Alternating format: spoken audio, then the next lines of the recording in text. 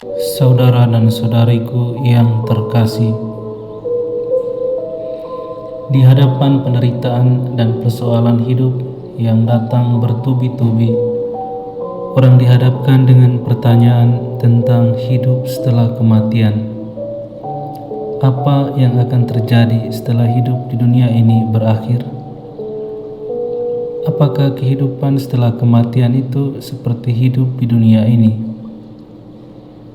Bacaan-bacaan liturgi pada minggu biasa yang ke-32 ini, khususnya di penghujung tahun liturgi, menawarkan kepada kita kemungkinan jawaban atas pertanyaan-pertanyaan yang muncul dari persoalan-persoalan hidup yang sering kita alami. Dalam bacaan pertama, penulis kitab kedua Makabe memperlihatkan perjuangan 7 orang anak untuk tetap berpegang teguh pada hukum yang melarang mereka untuk tidak makan daging babi. Persoalannya bukan terletak pada makan atau tidak makan daging babi, tetapi pada hukum yang mengikat mereka.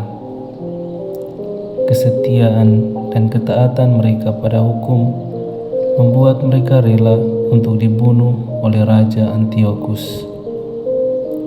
Karena bagi mereka, mentaati hukum adalah jaminan untuk memperoleh kehidupan kekal dari Raja semesta alam. Di hadapan Raja Antiochus, ketujuh pemuda itu memberikan kesaksian iman bahwa selain dia, ada raja yang lebih berkuasa, yang tidak hanya memberikan jaminan untuk hidup duniawi, tetapi juga menjamin hidup yang kekal. Untuk itu, tidak ada alasan bagi mereka untuk mentaati perintahnya, meskipun nyawa harus menjadi taruhannya. Di sini, kita menemukan kebenaran kebangkitan untuk pertama kalinya dalam periode Makabe, terutama dalam hubungannya dengan pengalaman pahit dari akhir hidup orang-orang benar. Orang Yahudi yang setia yakin bahwa ikatan cinta yang terjalin antara Allah dan orang-orang benar selama ada di bumi tidak akan terputus oleh kematian, tetapi justru akan menemukan penggenapannya pada hidup sesudah kematian, yaitu kebangkitan. Saudara-saudariku yang terkasih, tema tentang kebangkitan ini juga muncul dalam Injil yang kita dengarkan hari ini. Selain orang-orang Farisi dan ahli-ahli Taurat, ada satu kelompok lain yang berseberangan dengan Yesus, ialah orang-orang Saduki yang berusaha menggiring Yesus dalam persoalan. Kelompok ini tidak percaya pada kebangkitan. Untuk itu, mereka datang kepada Yesus dan mempertanyakan tentang kebangkitan itu. Contoh yang mereka berikan ialah 7 orang laki-laki yang meninggal berturut-turut setelah menikahi seorang wanita. Apakah di kehidupan yang baru nanti ada salah satu dari mereka yang tetap memperistri wanita itu? Berdasarkan pertanyaan ini, Yesus kemudian memiliki kesempatan untuk menunjukkan bahwa kehidupan di masa depan tidak memiliki dinamika yang sama dengan kehidupan sekarang, yakni ada hubungan antar manusia. Justru kehidupan masa depan ditentukan oleh Tuhan sendiri.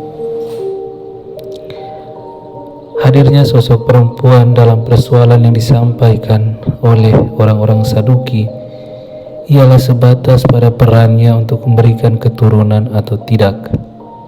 Dikatakan bahwa ia dinikahi oleh 7 orang laki-laki berturut-turut, tetapi tidak memberikan keturunan.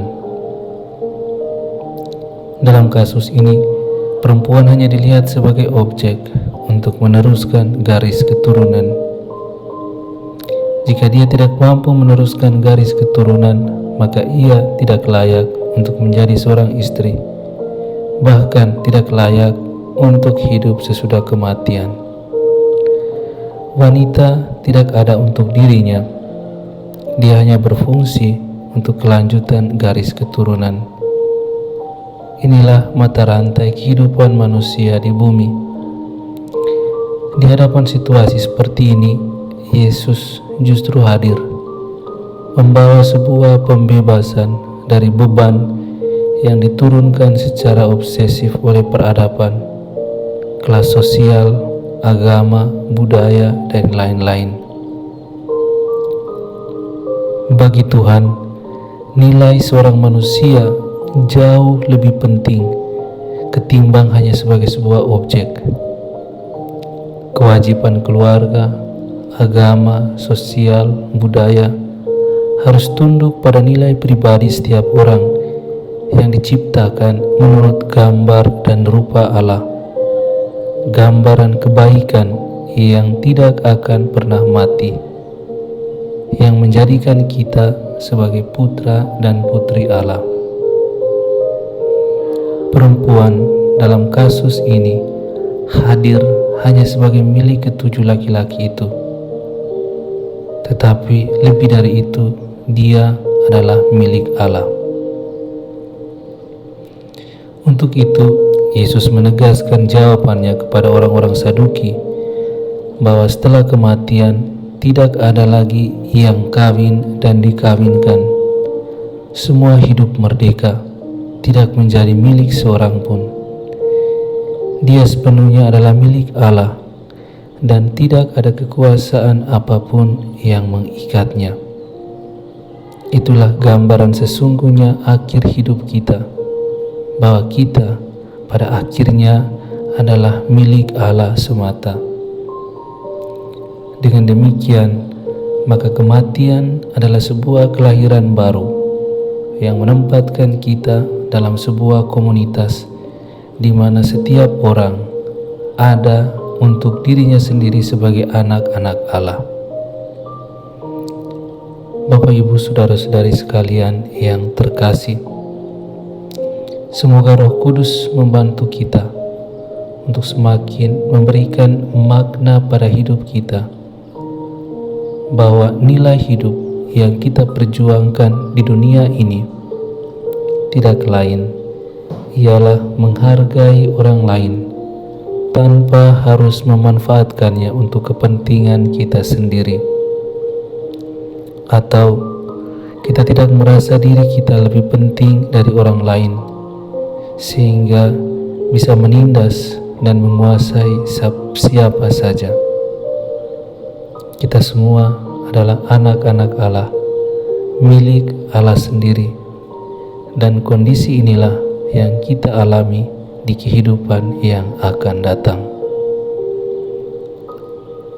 Amin. Selamat hari Minggu dan Tuhan memberkati.